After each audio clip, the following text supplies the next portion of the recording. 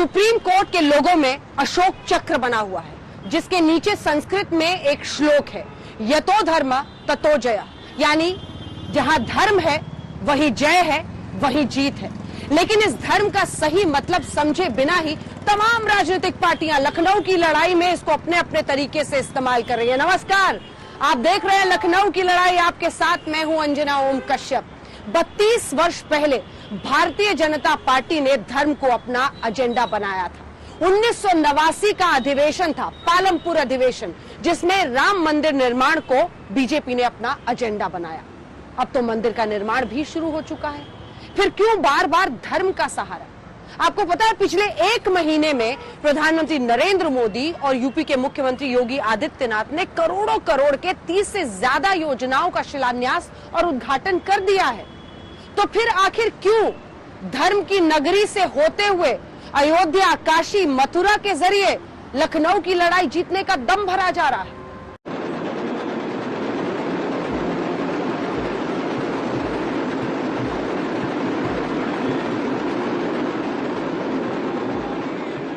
यहां अगर औरंगजेब आता है तो शिवाजी भी उठ खड़े होते हैं।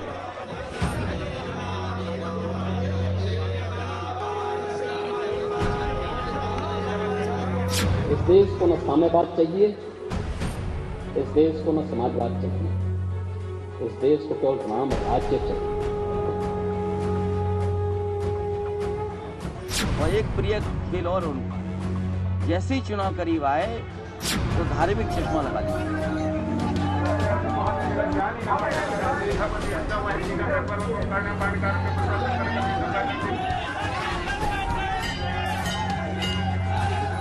आप सब हिंदू हो, हिंदुत्ववादी नहीं। और ये देश हिंदुओं का देश है।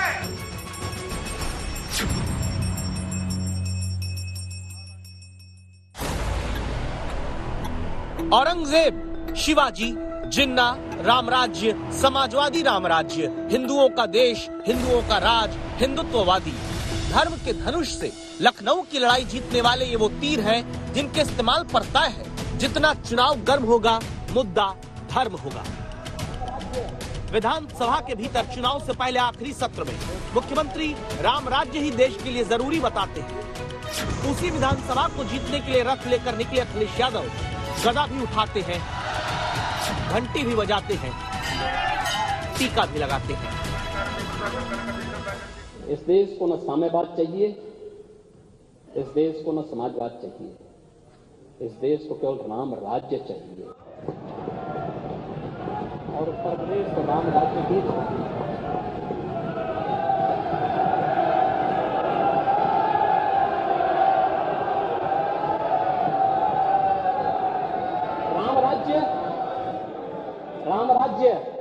राम राज्य का मतलब जो सार्वकालिक है, सार्वदेशिक है, सार्वभौमिक है और काल परिस्थिति से प्रभावित शाश्वत है, वही राम राज्य है।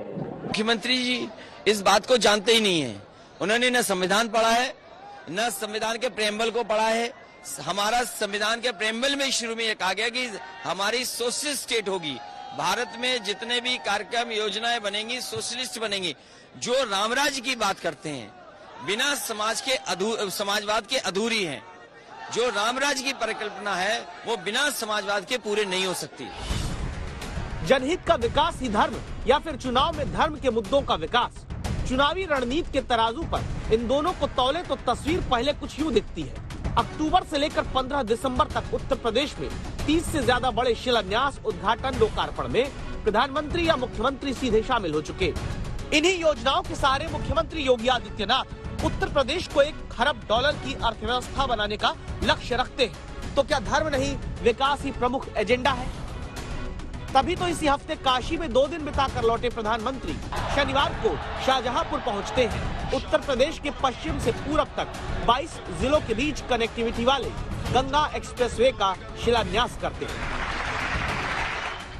डबल इंजन की सरकार में यूपी का बढ़ता हुआ सामर्थ्य हम सभी देख रहे हैं, पूर्वांचल एक्सप्रेसवे हो या फिर Delhi Meerut expressway, Kushinagar international airport हो या फिर डेडिकेटेड फ्रेट कॉरिडोर के महत्वपूर्ण फेज, ऐसे अनेक प्रोजेक्ट्स जन सेवा के लिए समर्पित हो चुके हैं।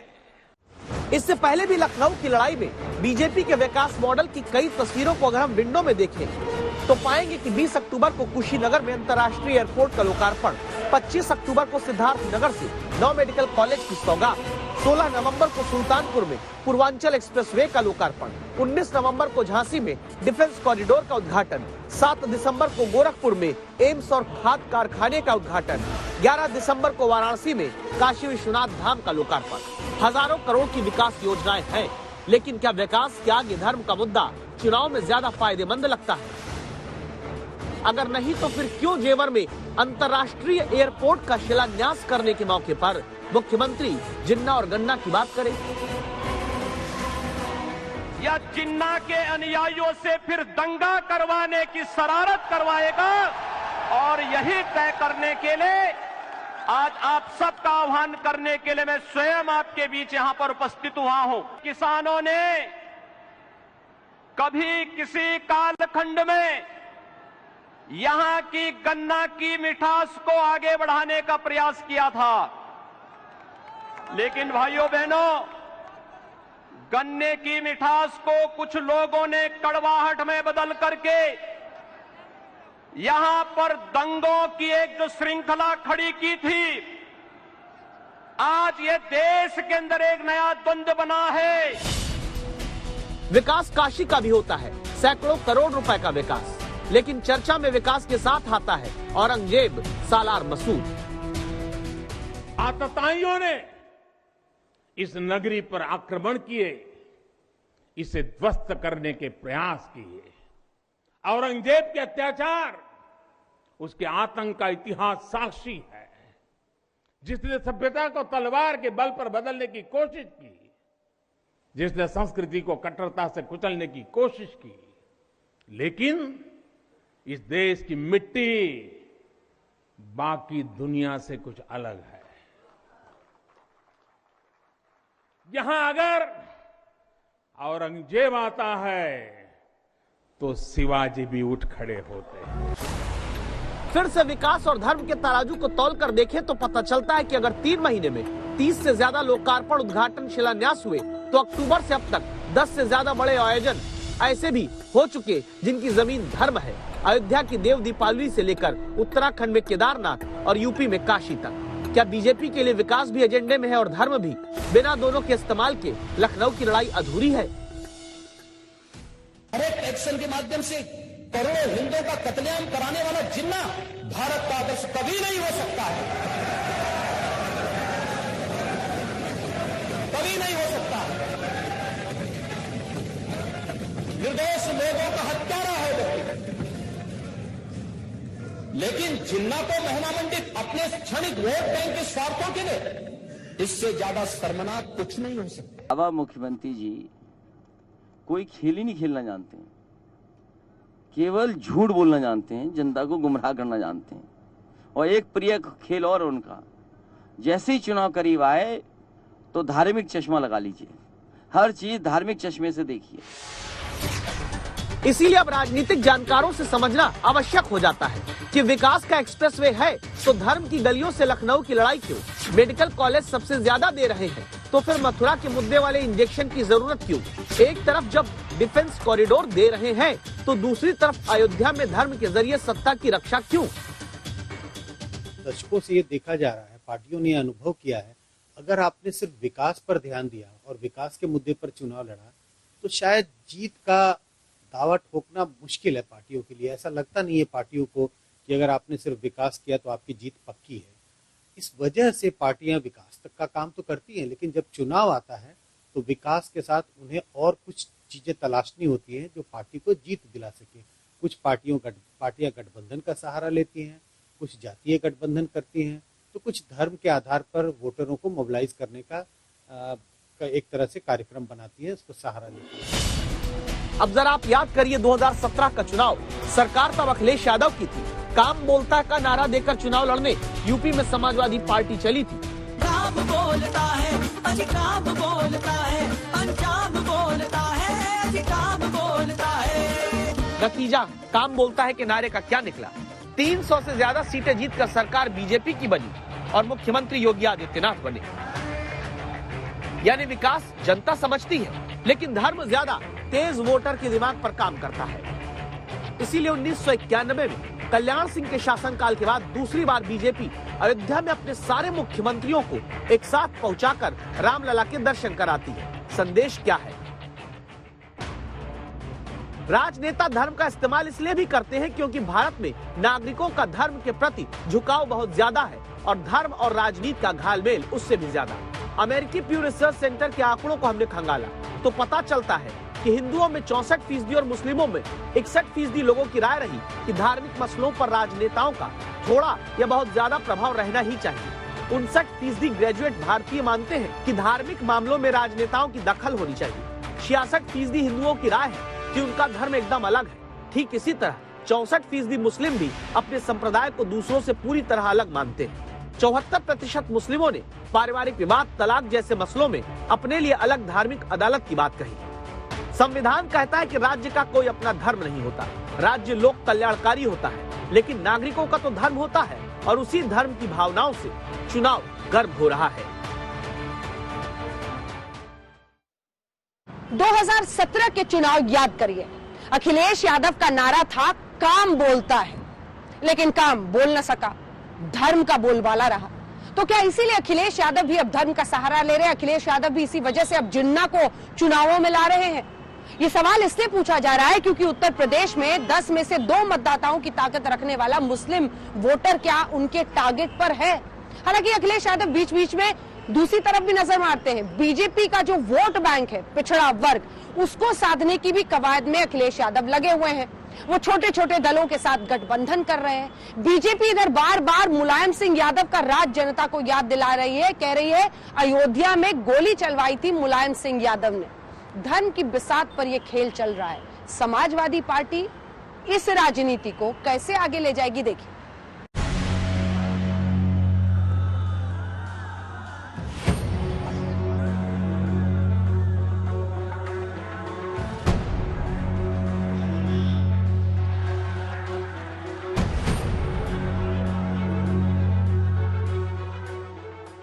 मुलायम सिंह पहलवानी करते थे, गदा अखिलेश यादव रथ से लेकर रैली तक उठाते हैं। और धर्म के सहारे लखनऊ की लड़ाई जीतने चली समाजवादी पार्टी के कार्यकर्ता बलिया में गंगा में जाकर हाथ में गंगा जल लेकर शपथ लेते हैं कि उत्तर प्रदेश सरकार को हटाएंगे।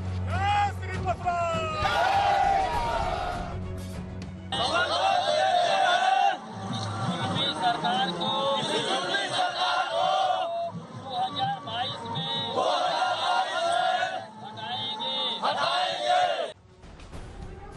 फिर समाजवादी पार्टी की धर्म वाली राजनीति क्या है? अखिलेश यादव रायबरेली में जब रथ लेकर पहुंचते हैं, रास्ते में चुरुआ के हनुमान मंदिर में दर्शन करते हैं। क्या अखिलेश बीजेपी की पिच पर है या फिर अखिलेश का रास्ता अलग? जिन्ना का जिक्र इसीलिए किया। सरदार पटेल जी, राष्ट्रपिता महात्मा गांधी, जवाहरलाल नेहरू, जिन्ना एक ही संस्था में पढ़ करके बैरिस्टर बन करके आए थे। उन्होंने आजादी दिलाई। अखिलेश यादव के इस बयान को मुस्लिम वोटों को खींचने का जरिया माना गया। समाजवादी पार्टी का धार्मिक चश्मा तब भी नजर आता है जब लड़कियों की शादी की उम्र 18 वर्ष से 21 वर्ष करने को लेकर बात शुरू होती है और समाजवादी पार्टी के मुस्लिम सांसद विरोध में शर्मनाक बयान देते हैं। लड़कियों को ज्यादा उम्र बढ़ा देने से बहरहाल हालात बिगड़ेंगे और जो 18 साल की उम्र भी काफी थी उनके लिए जी, और वो हमेशा चली आ रही थी और वरना इसे ज्यादा आवारगी का मौका मिलेगा। बच्चे जब नेट देखते हैं, गंदी तस्वीरें, गंदी फिल्में देखते हैं तो उनका भी हार्मोनल लेवल बहुत बढ़ जाता है। इसकी वजह से आवारगी बढ़ती है, क्राइम्स बढ़ जाते हैं। जिन्ना पर बयान एक बार देने के बाद अखिलेश अब जाति के धर्म और उसके मर्म को पकड़ने लगे हैं। इसीलिए पश्चिम से पूरब तक तमाम छोटे छोटे दलों के साथ गठबंधन कर चुके हैं। नया गठबंधन अपने ही चाचा शिवपाल यादव की पार्टी से किया। समाजवादी पार्टी की देखन में छोटन लगे घाव करे गंभीर वाली छोटे दलों से दोस्ती की राजनीति के मुकाबले बीजेपी समाजवादी राज के दौरान अल्पसंख्यकों के तुष्टीकरण का आरोप लगाकर घेरती है। इन लोगों को काशी में बाबा विश्वनाथ का भव्य धाम बनने से दिक्कत है। इन लोगों को अयोध्या में प्रभु श्री राम का भव्य मंदिर बनने से दिक्कत है। इन लोगों को गंगा जी के सफाई अभियान से दिक्कत है। यही लोग हैं जो आतंक के आकाओं के खिलाफ सेना की कार्रवाई पर सवाल उठाते हैं। यही लोग हैं जो भारतीय वैज्ञानिकों की बनाई made in India corona vaccine को कटघरे में खड़ा कर देते हैं। बेटियों की सुरक्षा पर आए दिन सवाल उठते रहते थे। बेटियों का स्कूल कॉलेज जाना तक मुश्किल कर दिया गया था। व्यापारी कारोबारी घर से सुबह निकलता था, परिवार को चिंता होती थी कब कहां दंगा हो जाए, कहां आगजनी हो जाए, कोई नहीं कह सकता था। छोटे दल जो खासकर पिछड़े वर्ग की अलग अलग जातियों को समेटते हैं, इस वर्ग के लोगों में धर्म का काफी प्रभाव रहता है। क्या इसीलिए समाजवादी पार्टी के 90 के दशक के शासन को भी बीजेपी याद कराती है, जब अयोध्या में कार सेवकों पर गोली चली थी? जब इन छोटे छोटे दलों से गठबंधन कर लिया है तो बीजेपी का जो लोअर ओबीसी के बीच में जो जनाधार था वो खिसकता हुआ दिखाई पड़ता है।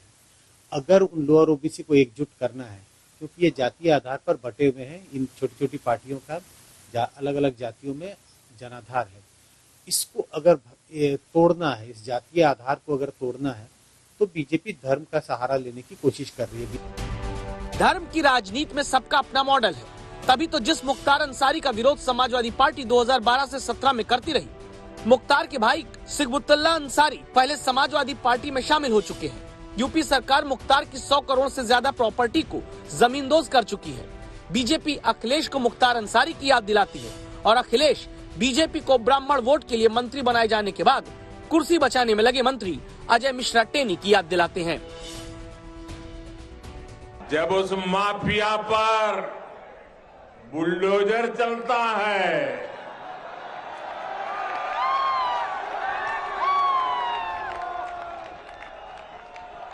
बुलडोजर तो गैर कानूनी इमारत पर चलता है, लेकिन दर्द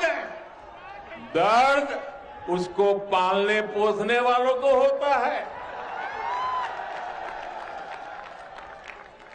तभी आज पूरे यूपी की जनता कह रही है, यूपी प्लस योगी बहुत है उपयोगी। ये मंत्री बर्खास्त हों, सरकार हटाए, और मुख्यमंत्री जी का सबसे प्रिय चीज है बुलडोजर। वो कब लेकर के जाएंगे बुलडोजर लखीमपुर, ये बताएं सरकार। अब्बा जान, लुंगी वाले, जालीदार टोपी जैसे प्रतीकों से अखिलेश की राजनीति को घेरने के लिए शुरू हुई रणनीति आगे क्या यूं ही बढ़ती रहेगी, जहां समाजवादी पार्टी के लिए जवाब देना भी मुश्किल होगा और चुप रहना भी कठिन। लखनऊ की लड़ाई में हिंदू और हिंदुत्ववादी का जिक्र राजस्थान से आया। जयपुर में राहुल गांधी महंगाई भगाओ रैली कर रहे थे, लेकिन महंगाई से ज्यादा उन्होंने ताकत झोंकी ये बताने में कि राहुल गांधी खुद हिंदू हैं और बीजेपी हिंदुत्ववादी है। राहुल गांधी ने पहली बार यहां पर कहा कि भारत हिंदुओं का है, लगभग वही बात जो बीजेपी और आरएसएस कहता रहा है। तो आखिर क्यों राहुल गांधी को ये कहने की जरूरत आन पड़ी? कहीं इसका भी लखनऊ की लड़ाई से रिश्ता तो नहीं है? हिंदू जो होता है वो अपनी पूरी जिंदगी सच्चाई के रास्ते पे चलाने में लगा देता है। हिंदू खड़े हैं जो सच्चाई की बात करते हैं, जो नफरत नहीं फैलाते हैं। दूसरी तरफ हिंदुत्ववादी खड़े हैं जो नफरत फैलाते हैं। तो हिंदू होता है अपने डर के सामने कभी नहीं झुकता। हिंदुत्ववादी जो होता है वो सिर्फ झूठ की राजनीति करता है, उसको सच्चाई से कुछ लेना देना नहीं। बीजेपी के खिलाफ महंगाई हटाओ का मुद्दा और हिंदुत्ववादी पर राहुल गांधी का बयान, ये पहला नहीं दूसरा मौका है।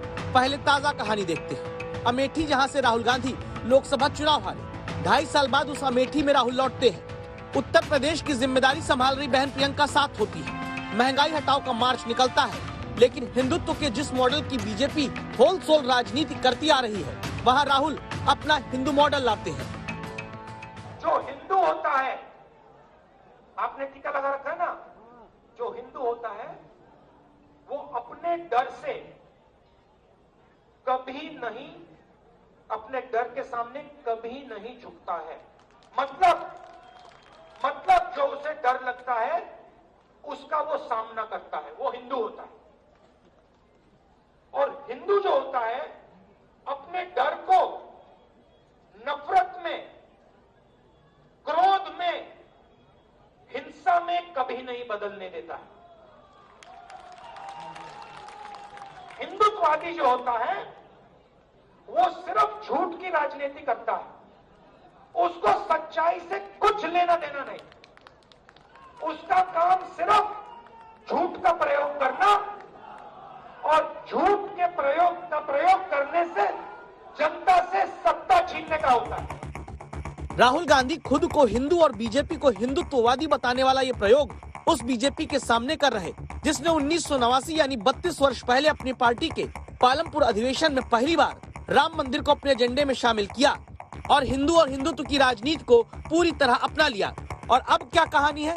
अब बीजेपी राज में अयोध्या में राम मंदिर का निर्माण चल रहा है। सोमनाथ, केदारनाथ में पुनरुद्धार कई फेज में पूरा हुआ, कई चरण में काम जारी है। काशी विश्वनाथ में कायाकल्प केंद्र सरकार कर चुकी।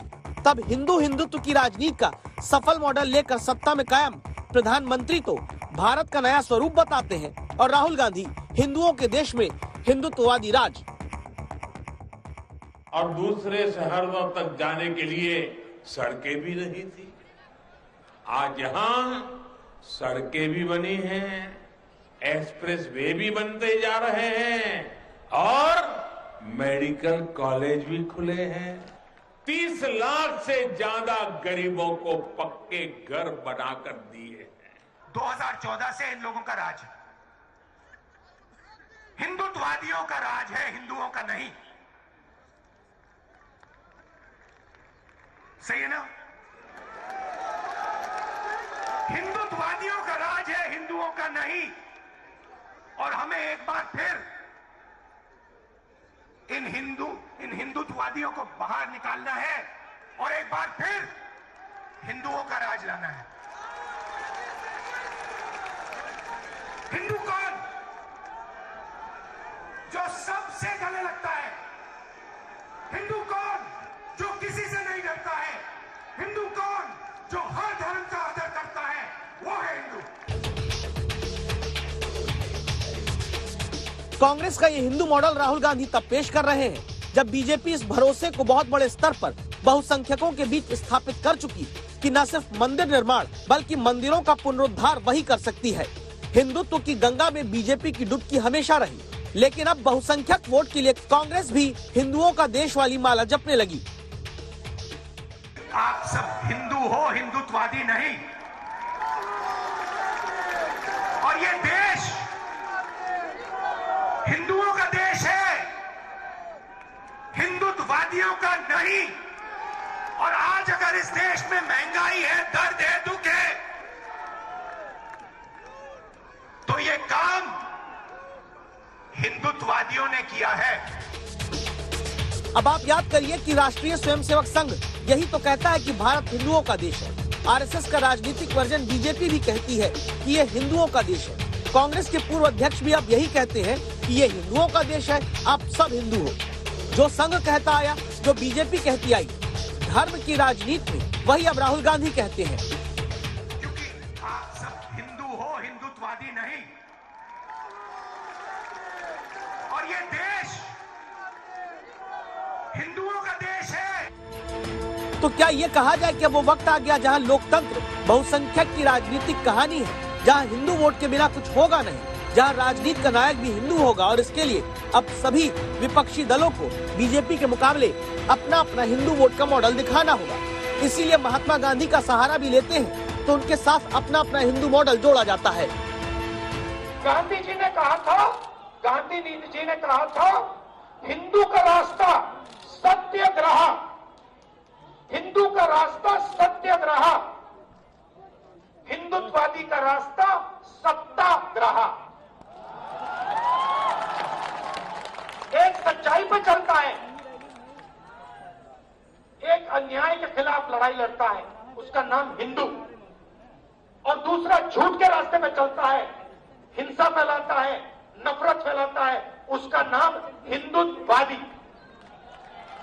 और हिंदुस्तान में आज लड़ाई हिंदू और हिंदुत्ववादी के बीच में हो रही है। राष्ट्रपिता महात्मा गांधी की उस पीड़ा को दूर करने का भी एक माध्यम बना है, जो आज से 100 वर्ष पहले राष्ट्रपिता महात्मा गांधी ने इसी काशी में आकर के अपनी पीड़ा को व्यक्त किया था।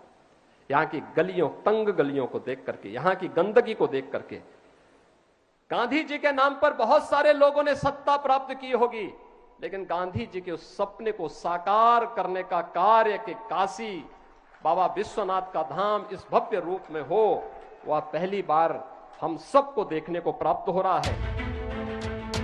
भारत में बहुसंख्यक वोट की अब ताकत समझ लीजिए। भारत में करीब 100 करोड़ हिंदू हैं, 20 करोड़ मुस्लिम नागरिक। देश की 218 लोकसभा सीट पर मुस्लिम वोटर 10% से ज्यादा है। 20% से ज्यादा मुस्लिम वोटर वाली लोकसभा सीट भारत में 92 है, लेकिन 20 से 50% वाली मुस्लिम वोटर की 92 सीट के नतीजे देखें तो पता चलता है कि हिंदुत्व की राजनीति करने वाले बीजेपी गठबंधन ने 2014 में इनमें से 41 सीट और 2019 में 45 सीट जीती। यही हाल उत्तर प्रदेश का भी है। 150 सीटों पर मुस्लिम वोट प्रभावी है, लेकिन तब भी बीजेपी बिना एक भी मुस्लिम कैंडिडेट को उतारे 300 से ज्यादा सीट जीत चुकी है। क्या यही कारण है कि अब कांग्रेस को भी उत्तर प्रदेश में लगने लगा कि हिंदू वोट के लिए छिपकर नहीं, खुलकर अपने मॉडल का पेड़ लगाना होगा? हिंदू में और हिंदुत्ववादी में बहुत फर्क होता है। हिंदू जो होता है वो अपने डर से कभी नहीं झुकता। जो हिंदुत्ववादी होता है वो कायर होता है। हिंदू महात्मा गांधी, हिंदुत्ववादी नथुराम गोडसे। 1989 से बीजेपी के एजेंडे में राम जन्मभूमि आ गया, हिंदुत्व आया, और कांग्रेस का हिंदू नजरिया अल्पसंख्यक तुष्टीकरण की तरफ कहते हैं बढ़ता गया। अब वापस हिंदू मॉडल राहुल गांधी लाना चाहते हैं, जहां राजनीतिक विश्लेषक मानते हैं कि कांग्रेस मूल हिंदू और हिंदुत्व की लाइन भूलकर बीजेपी की पिच पर खेलने लगी है। 16 जनवरी 1999 में जो सोनिया गांधी कांग्रेस की अध्यक्षा थी, कांग्रेस वर्किंग कमेटी ने एक रेजोल्यूशन पास किया और उसमें लिखा है, अंग्रेजी का जो एक वाक्य है वो मैं यहाँ दोहराना चाहता हूँ, Hinduism is the sole guarantor of secularism in India. ये उन्होंने कहा कि हिंदू धर्म जो है वही सेक्युलरिज्म को, देश का जो धर्मनिरपेक्षता है उसका सबसे बड़ा उसका गारंटर है। ये बात अब कांग्रेस क्यों नहीं जनता के बीच में जाकर डंके की चोट पे कहता है? बीजेपी को उसी के मंत्र से हराने के लिए कांग्रेस सारी कोशिश कर रही है। क्या इसका सीधा सा अर्थ ये नहीं, बहुसंख्यक देश के चुनावी लोकतंत्र में अब हिंदू राजनीति का ही सहारा लेना होगा, भले उस मॉडल पर कांग्रेस हिंदुत्ववादी ना कहकर स्टिकर कुछ और लगाए। तो राहुल गांधी एक हिंदू को देश का पीएम बनाना चाहते हैं। इस पर AIMIM के अध्यक्ष असदुद्दीन ओवैसी ने सवाल दागा, पूछा क्या यही सेक्युलर एजेंडा तय कर रही है कांग्रेस पार्टी? लेकिन ओवैसी जी की ही पार्टी के एक और नेता ये कहते हैं कि मुसलमानों को ज्यादा बच्चा पैदा करना चाहिए, वरना पीएम कैसे बनेंगे ओवैसी?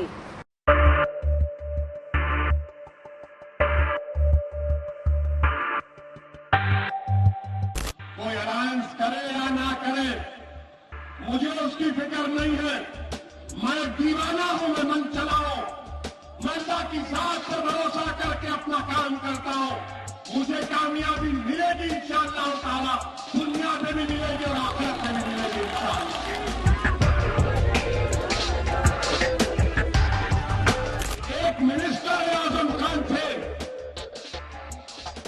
को नौकरी दी, उसके ऊपर केस मत हो गया, तो क्या अखिलेश यादव कुछ नहीं किए?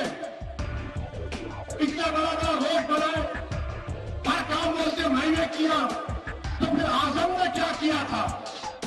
आजम खान जेल में है और अखिलेश यादव बाहर कैसे? बताओ। तो मालूम हुआ कि सीबीआई, नरेंद्र मोदी की सीबीआई सिर्फ मुसलमानों के खिलाफ इस्तेमाल होती है, अखिलेश के खिलाफ नहीं इस्तेमाल होती। उत्तर प्रदेश में हर 10 में से 2 वोट की ताकत रखने वाले मुस्लिम मतदाताओं के बीच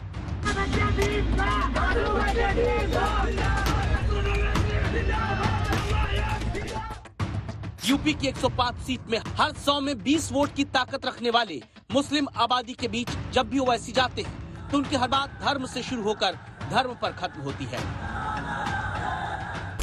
जब हर समाज का लीडर है तो मुस्लिम समाज का लीडर क्यों नहीं होगा? हर समाज का नेता है, क्यों नहीं होगा? आसिम नक्कार ने कहा कि डिप्टी चीफ मिनिस्टर, बोलो अखिलेश तुम मुसलमान को डिप्टी चीफ मिनिस्टर बनाओगे? बनाओगे डिप्टी चीफ मिनिस्टर? अगर तुमको सत्ता मिलती है तो क्या तुम डिप्टी सीएम बनाओगे? नहीं बनाओगे। किसको बनाएंगे? जाट को बनाएंगे। किसको बनाएंगे? जाट को बनाएंगे। ये तय हो गया। मगर मुसलमान 19% में उससे कहेंगे कि तुम अभी रुक जाओ, रुक जाओ, बीजेपी को हराना है। अरे क्या बीजेपी को हम नहीं हरा सकते? मुसलमानों की बीजेपी से इसी दूरी को पुल बनाकर ओवैसी उत्तर प्रदेश में पैठ बनाने के अपने मंसूबे पूरे करना चाहते हैं। इसके लिए भले ही वो और उनकी पार्टी रोज नए नए विवाद में क्यों न घिर जाए। हमारे इस्लाम में लोगों ने कि बच्चे पैदा मत करो, अगर लोगों ने है कि बच्चे पैदा मत करो, एक बच्चा 2 बच्चे।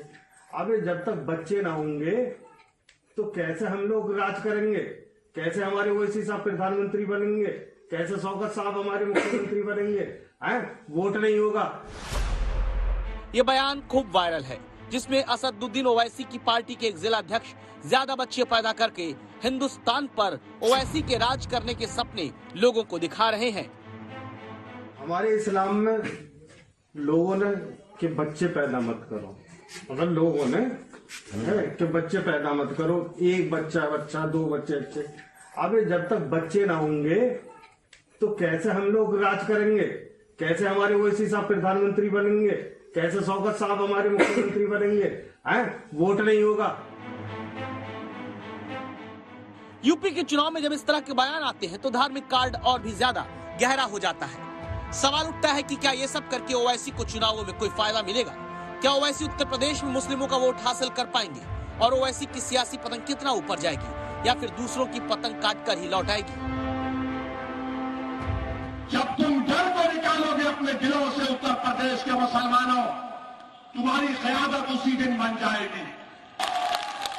बीजेपी का डर किसी और को दिखाओ। 7 साल से मोदी प्रधानमंत्री है और अखिलेश की कैबिनेट का सबसे बड़ा मुस्लिम मंत्री जेल में है और अखिलेश को मोदी कुछ नहीं करते। कौन भी टीम है? अब कौन मिला हुआ है?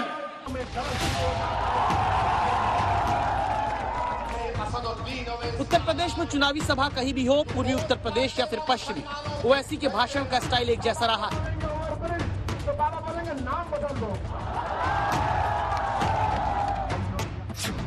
सबसे पहले ओवैसी मुसलमानों से कहते हैं कि आपकी अनदेखी हुई है।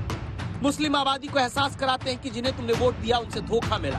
फिर ओवैसी इस बात पर जोर देते हैं कि वो वोट काटने वाले नहीं हैं। इसके बाद ओवैसी बीजेपी और संघ पर निशाना साधते हैं, मुस्लिम मतदाताओं को उनकी ताकत याद दिलाते हैं, फिर किसी धार्मिक विवाद पर नब्ज दबाकर भड़काने के आरोपी बन जाते हैं। ये रहा उसका एक उदाहरण। किसने तोड़ा बाबरी मस्जिद को? क्या कोई समाजवादी का बोल सका? क्या कोई बीएसपी का बोल सका? क्या कोई कांग्रेस का बोल सका? मैं पूछा जाकर इन लोगों से कि बताओ तुमने बात क्यों नहीं तो नजरें झुका लिए मैं समझ गया, क्योंकि मस्जिद मेरी शहीद हुई थी, इनकी नहीं हुई थी। मेरी मस्जिद को शहीद किया गया था। इस तरह ओवैसी अयोध्या में विवादित ढांचे की याद मुसलमानों को कराते हैं, तो वहीं उनकी पार्टी का नेता ज्यादा बच्चे पैदा करके हुकूमत हाथ में लेने का सपना मतदाता को दिखाते हैं। ये सारी कोशिश 19% मुस्लिम वोट बैंक के उस वोटिंग पैटर्न को तोड़ने की रणनीति का हिस्सा, जिसमें सबसे ऊपर समाजवादी पार्टी रही है। यूपी में मुसलमानों का 50 से 60% वोट समाजवादी पार्टी, 15 से 20% वोट बीएसपी और 5 से 10% कांग्रेस को मिलता आया है। सपा, बसपा और कांग्रेस की तिकड़ी में बटे मुसलमानों पर एक मुश्त हक पाने के लिए ओवैसी भड़काऊ विवादित बयान देते हैं। आजम खान के जेल जाने से ये साबित करने की कोशिश करते हैं कि हर सेक्युलर पार्टी उन्हें छलती है, खासकर समाजवादी पार्टी। सरकार तुम्हारी थी, तुमने बहुत से काम किए, तुमने दूध भी घर लेकर चले गए, मलाई भी खा लिए, दही भी खा लिए, सबको खा लिया तुमने, मगर जेल में आजम है और कोई सीबीआई इंक्वायरी इन पर नहीं है। मोदी जी, आपका केस का क्या रिश्ता है? हम समझ सकते हैं कि मोदी और आजम का रिश्ता बड़ा दूर का नहीं है, मगर अखिलेश से इतनी मोहब्बत क्यों है मोदी जी?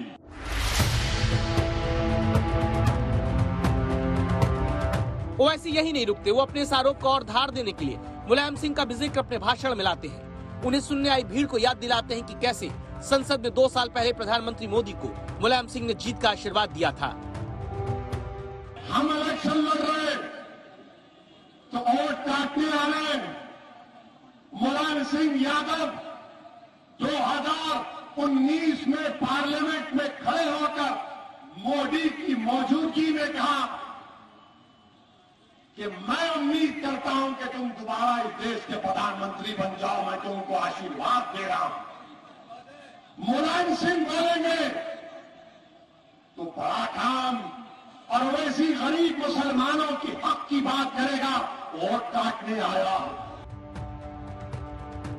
मुस्लिम वोट बैंक पाने की इस होड़ में वोट काटने की छवि ओवैसी की सबसे बड़ी दुश्मन है। शायद इसीलिए वो मुस्लिमों का वोट पा रही अपनी पार्टियों पर ही सवाल उठाते हैं, जबकि एक गंभीर आरोप ओवैसी के विरोधी उनके इतिहास को आईना बनाकर लगाते हैं।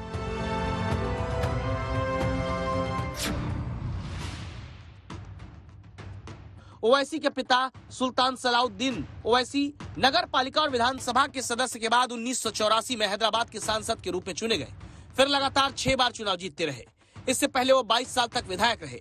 2004 में उनके बड़े बेटे असदुद्दीन ओवैसी ने सियासत में उनकी जगह ले ली और फिर वो सांसद चुने जाने लगे।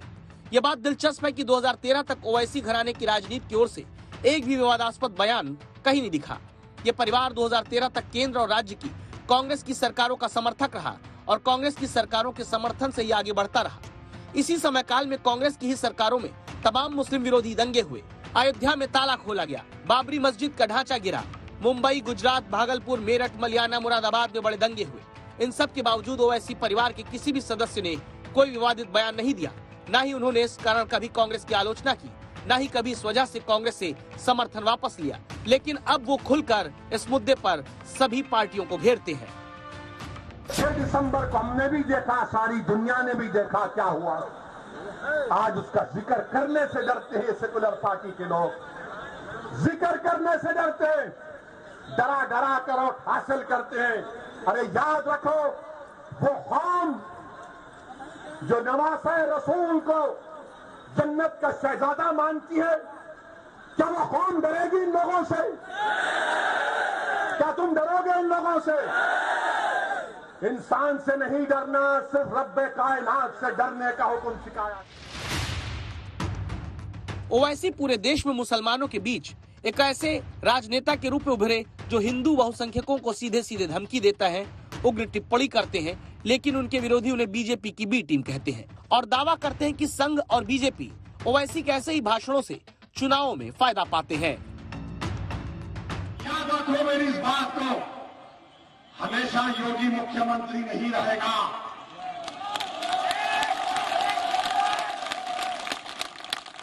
हमेशा मोदी प्रधानमंत्री नहीं रहेगा और हम मुसलमान वक्त के एतबार से खामोश जरूर है, मगर याद रखो हम तुम्हारे जुल्म को भूलने वाले नहीं हैं। हम तुम्हारे जुल्म को याद रखेंगे। अल्लाह अपनी ताकत के जरिए तुमको निस्तो नाबूद करेगा इंशाअल्लाह। कहने वाले कहते हैं कि ओवैसी किन्हीं बातों ने मुसलमानों की सबसे बड़ी पूंजी को लुटा दिया, जो अब तक दूसरे धर्म के नेताओं को चुनता रहा, जिसने कभी नहीं चाहा कि उनका नेता उन्हीं की जमात से हो, जिसने अकेले चलने से इनकार कर दिया, लेकिन ओवैसी इसे बदलना चाहते हैं और उत्तर प्रदेश को पहला मुस्लिम मुख्यमंत्री देने का ख्वाब देखते दिखाते हैं। अगर उत्तर प्रदेश में अगर किसी की सियासी लीडरशिप नहीं है, किसी की सियासी आवाज नहीं है, किसी के आवाज की अहमियत नहीं है, किसी के आंसुओं की अहमियत नहीं है, अगर कोई यतीमी और लाचारी के माहौल और मायूस हो रहा है तो वो उत्तर प्रदेश का मुसलमान है। अगर किसी के साथ इंसाफ नहीं हुआ, किसी को उनका हिस्सा नहीं मिला, तो मैं ये साफ तौर पर कह रहा हूं कि उत्तर प्रदेश के मुसलमान हैं जिनको अभी तक उनका हिस्सा नहीं मिला। यूपी के चुनावों में अखिलेश, मायावती और कांग्रेस किसी भी हाल में नहीं चाहते कि हिंदुओं का ध्रुवीकरण बीजेपी के पक्ष में हो, इसीलिए उनकी तरफ से मुसलमानों की ओवैसी जैसी तरफदारी नदारद हो गई। ओवैसी इसी का फायदा उठाते हैं, यूपी की सियासत में धर्म के बल पर अपना रास्ता बनाना चाहते हैं, लेकिन वोट बंटने से निरर्थक होने का डर क्या मुस्लिम वोटर छोड़ पाएगा? यही लखनऊ की लड़ाई में एक बड़ा सवाल है।